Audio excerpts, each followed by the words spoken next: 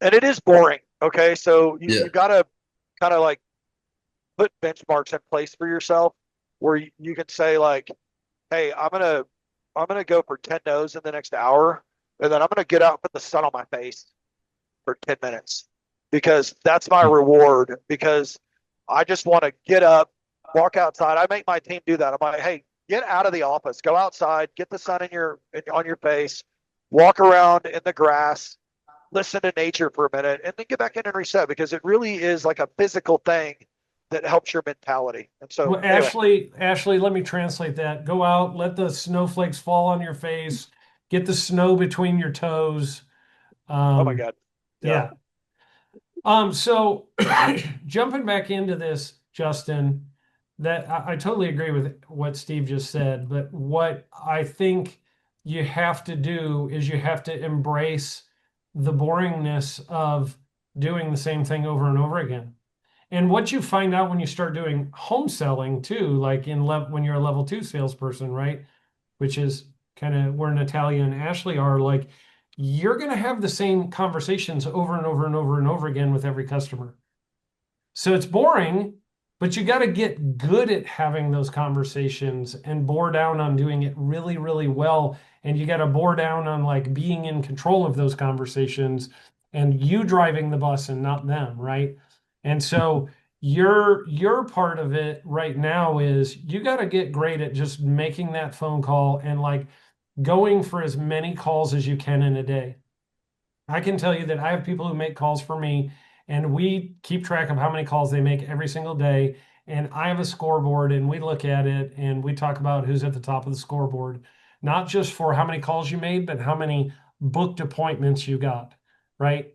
And so you should keep score, Justin. How many calls do you make today, and how many do you book today for realtors? I Because really like making it a game too. Like even everything, if you can make it a game, I feel like it makes it so much easier. Even when I do laps at the gym in the morning, I count how many old women I pass. How many Nice. the old I feel like Nice. womanometer. if I can pass them more than once, I'm like, yeah. And they Nice. probably, I Oh, mean, I should be able to pass them, but it's just like that little like in my head, I'm like, I'm a bad person. Go.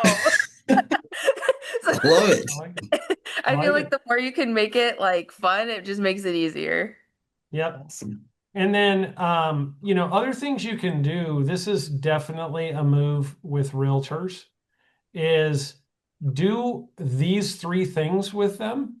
Like you have somebody that you want to have that relationship with. Don't forget that realtors like what we do. They like our side of the business because they get to deal with crappy old houses built in 1956.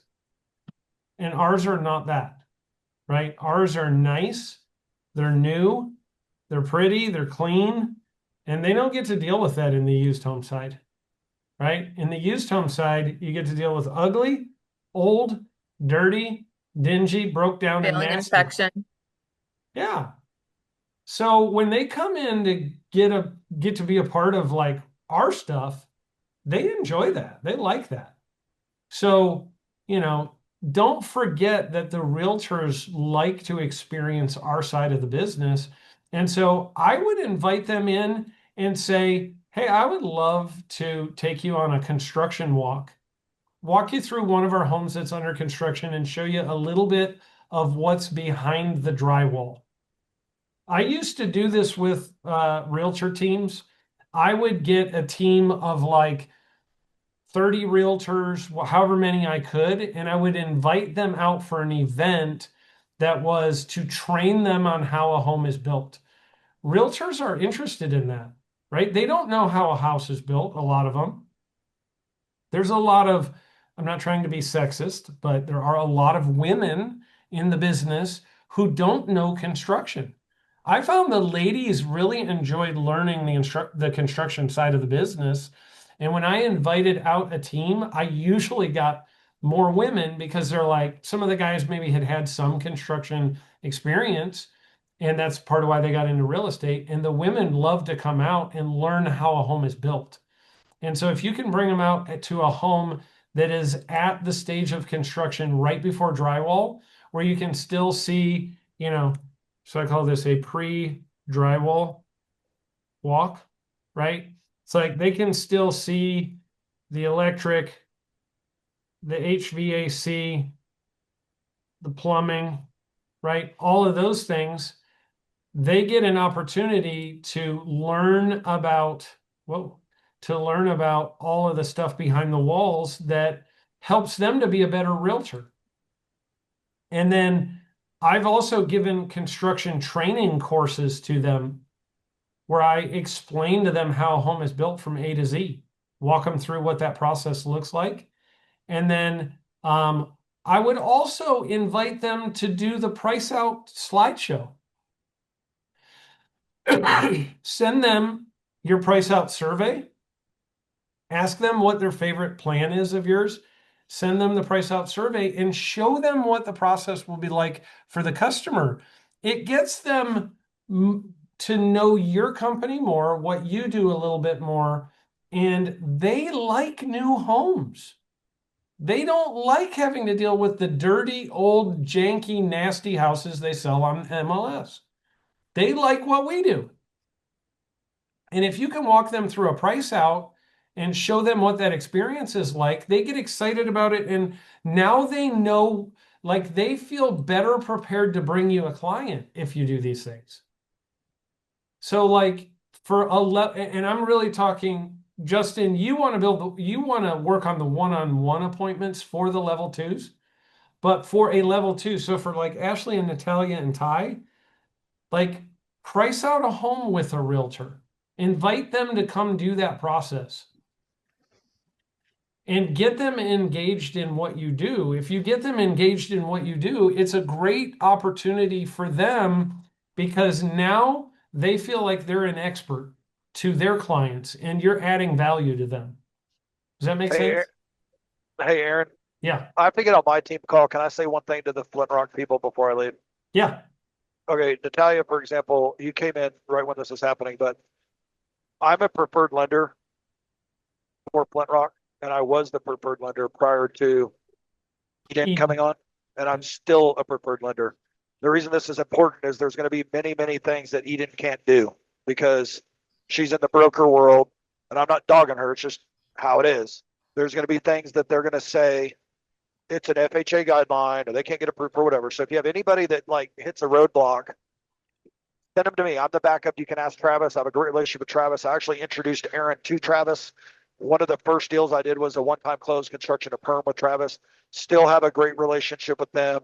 I've actually offered my assistance to Eden if she runs into any problems where I can assist her because my goal is to help you guys sell more houses.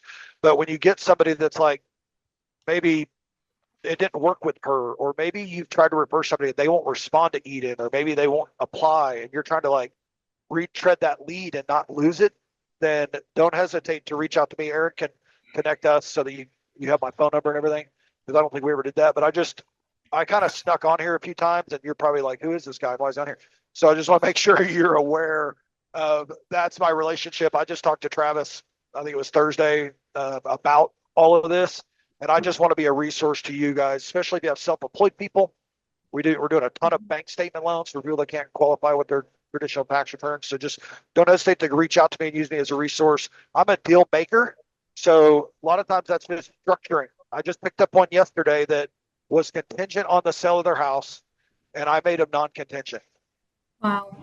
And it took me 3 hours because they had from 5 p.m. on Sunday till 5 p.m. on Monday, and I got their application at 2 o'clock.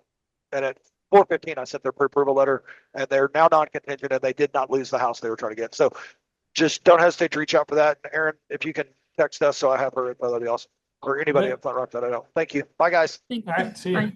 Bye. Bye. Yeah, there you go. Steve is a great lender. He's actually the best lender I've ever dealt with, and I've dealt with all of them. So a bunch of them suck. Steve has helped me a lot too, so I can vouch for him. He's That's helped me awesome. get some loans go through that the people were like, we almost lost. So Yep.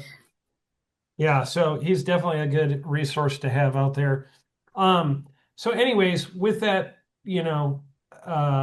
for Natalia, Ty, and Ashley, Like these are moves that I highlighted in red that will help you to get a realtor to want to do business with you.